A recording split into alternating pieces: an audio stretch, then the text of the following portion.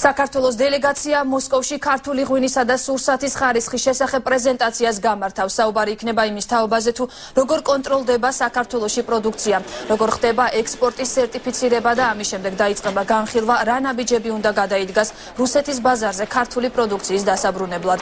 ქართული დელეგაცია მზად არის ესაუბროს რუსეთის მთავარ სანიტარს გენადი ონიშენკოს იმასთან დაკავშირებით, თუ რა ფუნქციები აქვს სოფლის მეურნეობის სამინისტროს სურსათის კონტროლის კუთხით და რამდენად იქნება დაცული ის პროდუქცია, რომელიც რუსეთში ექსპორტზე გაიგზავნება. შვიდკაციანი დელეგაცია ლევან დავითაშვილის ხელმძღვანელობით მოსკოვში გუშინ გაემგზავრა.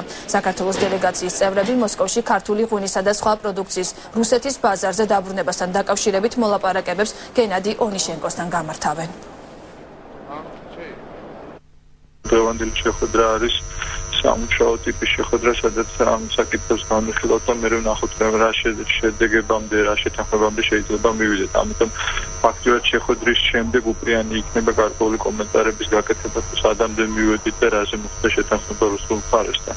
დღის წესრიგი არის ქართული ღვინისა და სოფლის მეურნეობის პროდუქციის ხარისხის კონტროლის სისტემა და სერტიფიცირება საქართველოში და მისი შესაბამისობა საერთაშორისო სტანდარტებთან.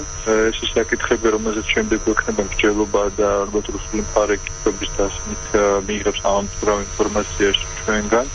ამის შემდეგ დაიგეგმება შემდეგი კონკრეტული ნაბიჯები, შესაძლოა ამას მოყოს რუსი სპეციალისტების ვიზიტი საქართველოში, რომ მათ თავიანთი თვალით ნახონ ის, რაზე ჩვენ საუბრებით.